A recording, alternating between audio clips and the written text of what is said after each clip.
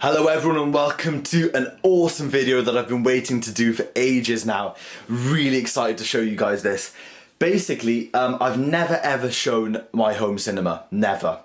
I've spoken about it and I've had it set up for about 3 years now, since about 2010, but I haven't shown it to you guys. And I didn't get a chance to show it to you guys before my projector crapped out. So that's right, my faithful and trusty standard definition 4x3 projector crapped out on me.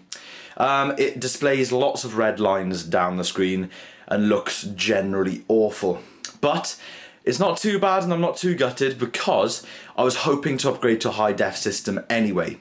So without further ado, let me first show you the old one and I'll explain to you everything that was wrong with it. Okay, so here is my old projector, just pulling up my seat here.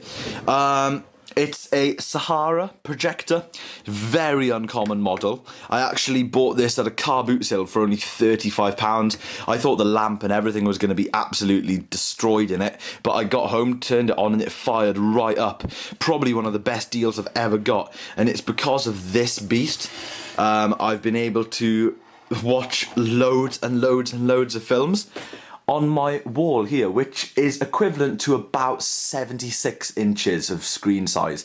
Now, I don't have a screen, but you can see I have my left and right front speakers there, and that kind of makes up for it, because it kind of, like, you know, outlines the screen area. But I will definitely be buying a screen because I really need to. But here is the projector. Now, as you can tell by the inputs, it's your usual business class projector, really not for home cinema design. You just got IEC, composite video, S-video and VGA.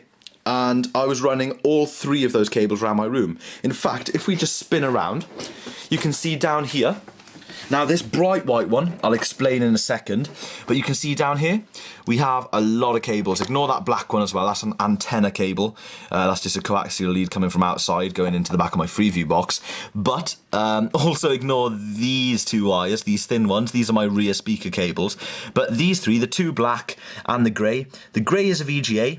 The slightly thicker black one is an S-video, and this one is a composite video. Now, I ran S-video and composite video back here for extreme flexibility. However, I never really used them simply because they're 10-meter cable runs. Now, any of you that know anything about analog video signals will know that running 10 meters of analog video seriously degrades the quality. If you're running audio and video for 10 meters, through something like HDMI, that's a totally different scenario. I'll get onto that kind of thing in a minute, but yeah, basically VGA was cool, no worries there, running from the computer. I even think that's a 15-meter cable.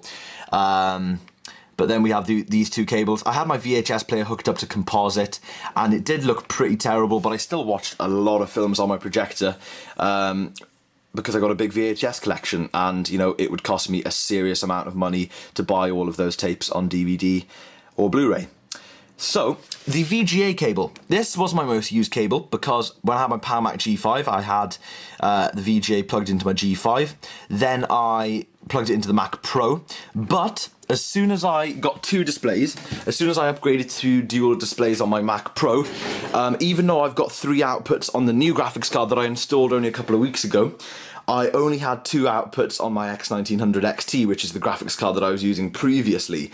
So that VGA cable then became unused. I sometimes, very rarely, plugged it into my PowerBook back then, and very rarely my MacBook Pro. But then I bought a Blu-ray player, and here it is. It's a very simple Sony Blu-ray player. Nothing flashy, it's got no Wi-Fi, but I've got it hooked up via Ethernet to get things like iPlayer and LoveFilm and all that stuff. It's a really nice unit. Like I said, Sony, I can't remember the model number off the top of my head, but it's working really well. And there is the beginnings of my Blu-ray collection. I've just bought some classics, and my girlfriend's chosen a couple of films that she liked the look of to have a look at as well. So yeah, I've got a little bit of a Blu-ray collection going on. Now, what I originally did was used a HDMI to VGA adapter. Now, for those of you who don't know, HDMI is a pure digital signal. It's zeros and ones. And that goes back to my point earlier about running 10 meters of HDMI. You can run 50 meters of HDMI and it doesn't matter. You'll never, never, ever lose quality because it's a digital cable. The analog stuff like composite, you're always going to lose quality unless you use something like a decent video amp, because it just degrades over distance, and that's the nature of analog. But HDMI is purely digital. So that's pretty cool. If you guys are if you guys are these people that think, if there's anyone out there that's watching that says, okay, running more than 10 meters of HDMI will give you errors, that's kind of not relevant considering the fact that both pieces of equipment, both at the transmitting end and the receiving end, have just excellent error correction. That's what the digital age is like, and that's the age we live in today. Video looks really, really good. High definition video at home is outstanding. It's better than a lot of movie theaters, and that's really saying something because of the ridiculous resolutions that digital cinema is capable of, and even original 35mm projection, as long as the equipment is maintained properly. But that's a whole new video. What I'm basically talking about was when I had this projector hooked up before it crapped out, I spent 40 quid on an on a digital to analog VGA adapter. It worked really, really well, but this projector is still only standard def, so using Blu-ray was not much of an advantage. It did look very crisp on screen, but this projector is pretty naff because it used to have the slightest hint of green around everything. Like, everything had a green outline, and it was just... also, really annoying thing, I should have probably cleaned the filters a lot more because this thing's really dusty, but it's always had a very loud fan. So what am I getting at? I don't really care that it broke because it was bad. So what I did was I sent back that £40 adapter. I'm just waiting to get my money back now. I then bought a 10-meter HDMI cable. I've jacked straight into Blu-ray. I'm going all the way around. Now then, you can see a hole cut down here with all the cables going through. The HDMI cable isn't going through yet because it's temporary, it's just going up there. And I've got it gaffer taped to one of my rear speakers, just for stability, so if I trip over it or something, it doesn't pull the projector down. But up here is the seriously temporary setup. This is my Optoma HD70. It's a fantastic projector. And let me just go over to my Mac here. I won this for an incredible price. Here it is, £212. This thing is about 5 years old, but 5 years ago it retailed for about £700-800, I believe. So £200 is really nice. It's a DLP projector. It accepts all high def signals, including 1080p, but its native resolution is 720p. That doesn't bother me at all because it looks absolutely gorgeous on that screen. And it's getting dark-ish outside, so I'm really looking forward to showing you guys. I'm going to close the blind and close the curtains, and I'm going to try and capture it as best as I can on video. But this projector is a lot smaller, so this shelf is absolutely dwarfing it. And you may have noticed the bubble wrap back here. Basically, unfortunately, we built this shelf with specific measurements for use with that projector over there. Now, this projector uses a different technology. It's got a very, very advanced lens shift system. So what happens is, because when a projector is mounted up high like this, it's normally mounted upside down because you have a ceiling bracket that comes down and the projector's upside down. That would be ideal because this lens, in this orientation, isn't sending out a perfectly parallel image like so. It's actually sending out the image a little bit up from the projector. So I've needed to do some keystone editing and prop the projector up quite a bit. As you can see, it's at quite an angle there. So whether I'm going to ditch the shelf entirely and get a ceiling mount, if I did get a ceiling mount, I could put it right up on the ceiling, have hardly any keystone, and if the projector was upside down like it would be in that particular mount, it would line up perfectly with the screen. But I don't know if I want to spend the money on a mounting system, and these ceilings aren't very good for mounting stuff on. Neither are the walls, but I guess that's another story again. But what's going to happen is I've still got my VGA composite and S-video cables hanging here. We don't need any of those anymore. So I've got this trunking going down here. That's where all the cabling is. And I'm basically going to rip out all those three cables and we're just going to go HDMI. And then the HDMI lead is going to properly go up there. And then finally, once I've got all that sorted, I will do something more temporary with the cables running around my room. But there's the only point where you can see them. You know, that stuff down there doesn't bother me, and then it all goes behind my desk anyway. So that's my new projector. It does have a remote. These are all three of the remotes for my home cinema system now. So I've got my Samsung. It's basically a DVD player, home cinema in a box kit. But what I've done is I got Sony speakers originally with it. I still use the original subwoofer and the original center channel. But I've upgraded the left-right. And I've upgraded the rears, and I'm definitely looking to upgrade the center next because the center audio is very muffled in comparison to the rest. So I don't use the DVD functionality on it, I just use it as a receiver, and it does a pretty damn good job. Even though I've got a bit of an audio problem that I'll tell you about in a minute. A little bit of a cut there, guys, just had a really dry throat. Anyway, here we have the Sony Blu-Ray Player remote. Nice compact little remote, nothing wrong with that. Here we have the projector remote. At first glance looks kind of ugly, but the cool thing is when you press a button it actually lights up green. I believe you can change the brightness on it, but that's really, really handy in a dark environment. I think it needs new batteries because the range is absolutely atrocious. But having said that, the infrared sensor is kind of more on the top of the projector, so you've got to, you know, because like I keep saying, if it's up this high, it's meant to be mounted upside down. But anyway, I bought this with only, it's either a 2,000 or a 4,000 hour lamp in it, and it's got 38 hours usage. That's all the usage it's had. And like I said, native 720p, so it's a gorgeous projector. It's white, it's a lot quieter than the old one, and I just really, really love it.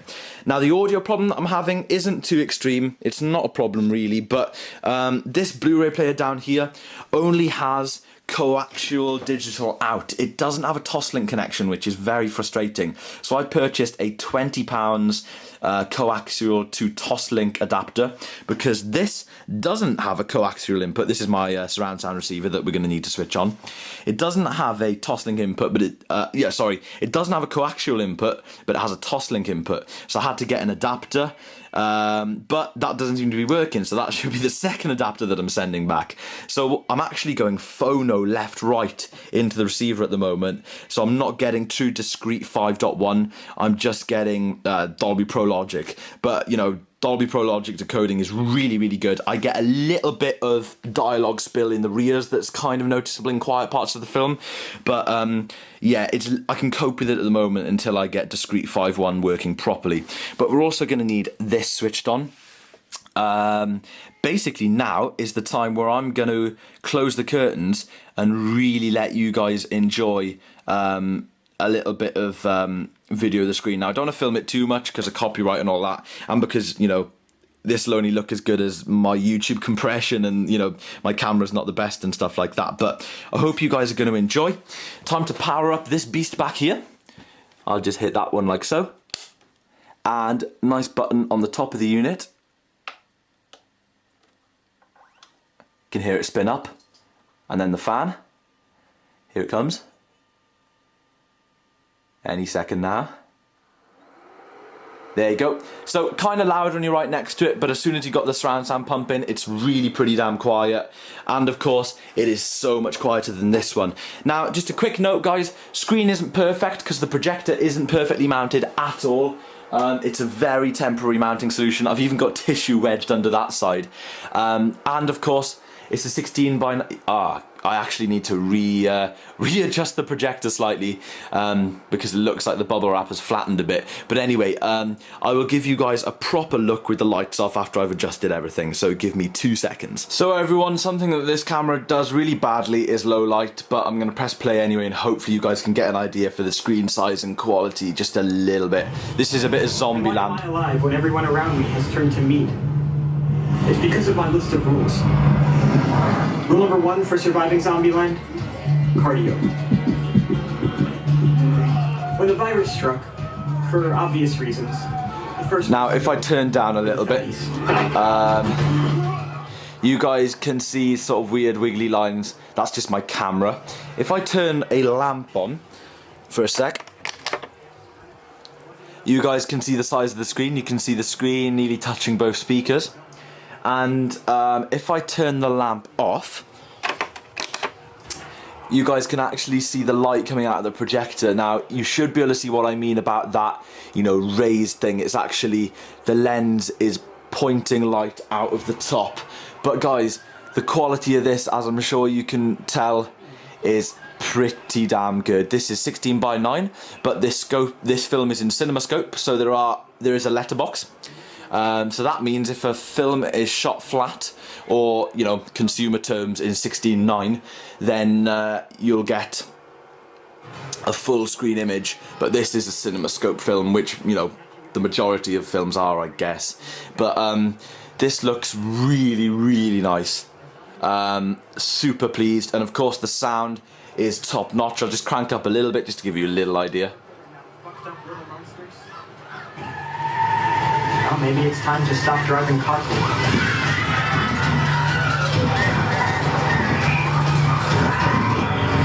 You had to focus on your own survival, which leads to rule number 4. Pretty basic.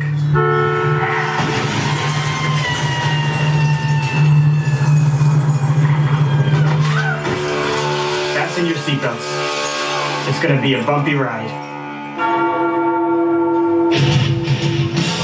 Okay, so any distortion you hear, of course, the camera's doing, but if I turn on the big light, you've got 3 really bright lights. I've got bright lights in here so I can record videos at night, but you can see the screen still cuts through. It looks even better in real life as well.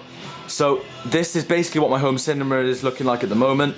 2 things that I desperately need, actually 3 things that I desperately need, is a permanent projector mount, a new center channel speaker, and a screen, probably in that order. But that's basically how it's looking. Sorry if you guys don't like gruesome films. I chose this film because I love it. But yeah, that's my projector. Hope you guys have enjoyed this video. Again, this is HD70, 720 native, but accepts 1080 resolutions. It's a DLP projector. I think it's got a 150 or a 200 watt lamp in it.